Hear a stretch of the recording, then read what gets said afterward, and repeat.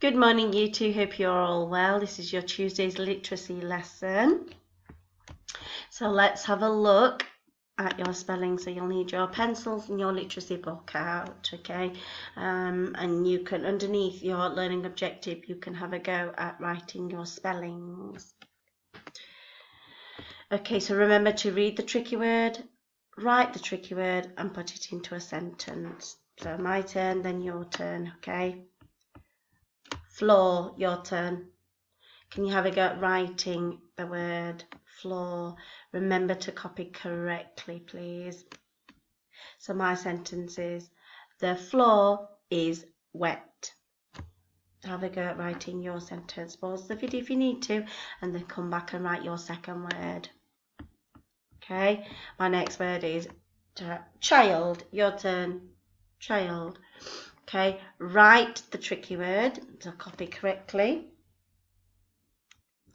The child is poorly is my sentence. You have a think of what you'd like for your sentence. Remember your capital letters, finger spaces, and full stops. So pause the video, and then you can, after you finish, you can carry on watching the next bit. Okay, so we've been looking as part of our grammar all about past tense. The past tense tells us about something that has finished in the past. It's already happened. Okay, so let's have a look at some of my examples. I cooked dinner for my friend.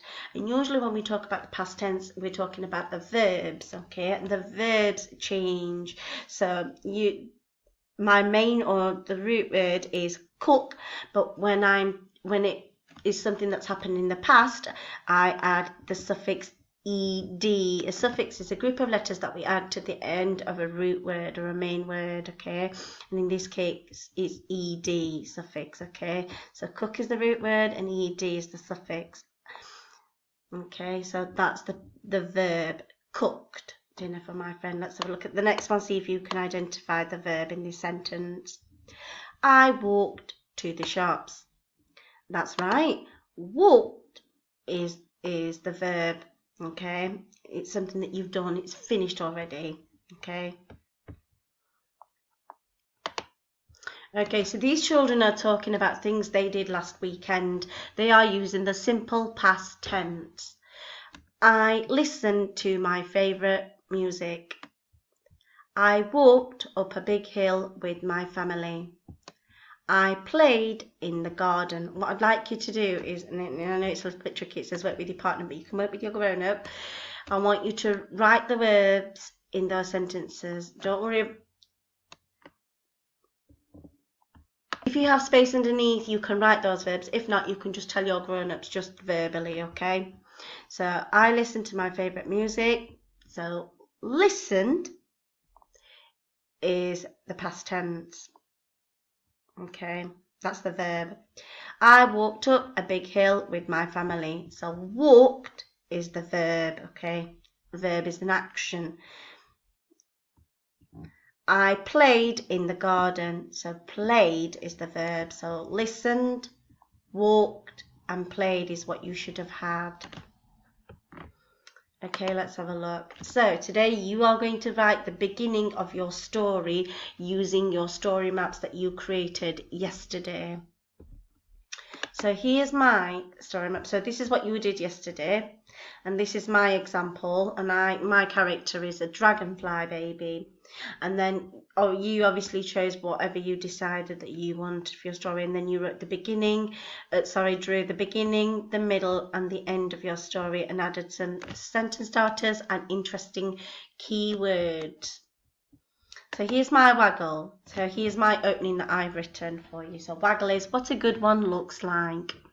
Long ago, when we were little, Freddie and I did something a bit naughty.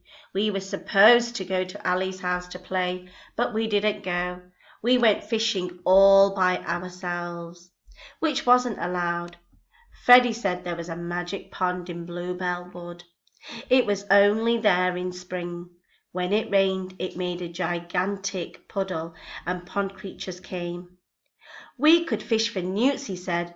I won't tell if you won't. So we went. We found the pond. It was squelchy. The bluebells squeaked under our boots. We fished and we fished, but we didn't find a newt. We caught something much better. We caught a dragonfly baby. Oh, and I missed off my full stop there. So let's see if I can just quickly add that there. Okay. So that's my waggle. So that's the opening of my story. Now, the only thing that I have changed in my story is my creature, and I just changed the two little girls to two little boys. But it's up to you if you want to change them, or you can just keep two girls in your story. That is absolutely fine. It's not a problem. But remember, the main thing that you should be changing is your your bog baby to whatever character you drew in your story maps. So in your book, so red, orange, yellow and green group, inside your literacy book is stuck a little header, and it's a story writing, and just underneath I'd like you to write your story. So you're writing straight on into your literacy book, so you don't have a template for the story, so you can write it straight on into your books. Okay, now blue group, you're going to draw the beginning of your story map. So your job is a little bit different today. So here's my waggle, so what a good one looks like. Okay, and here's my bog baby story map. Okay, and as you can see, my story map goes in a sort of a windy shape. It goes in like an S shape or S. Okay, and I have drawn my pictures for the bog baby story. You are going to draw your bog baby character like I have drawn here. So that's the first thing that you need to do. Draw your character, the bog baby, and write bog baby underneath.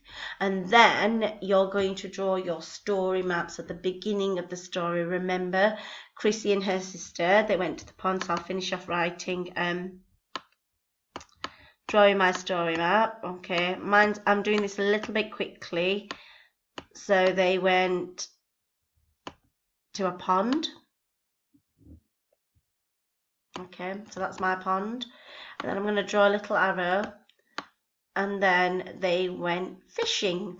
So then you draw a picture or a hook, a fishing hook if you wanted to, and then you can draw your bog baby. So tell me what happens at the beginning of your story.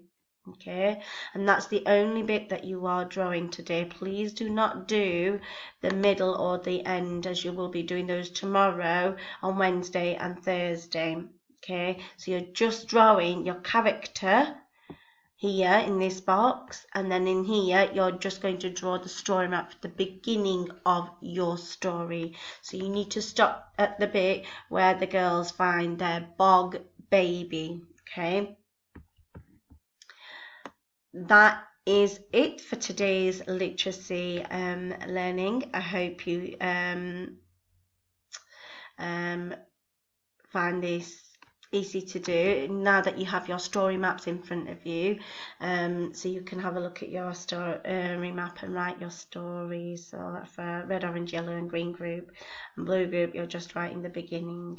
Okay, remember, if you need any help you can send us an email, or ask your grown-ups to send an email, and we will be able to help you. Okay, speak to you soon. Bye.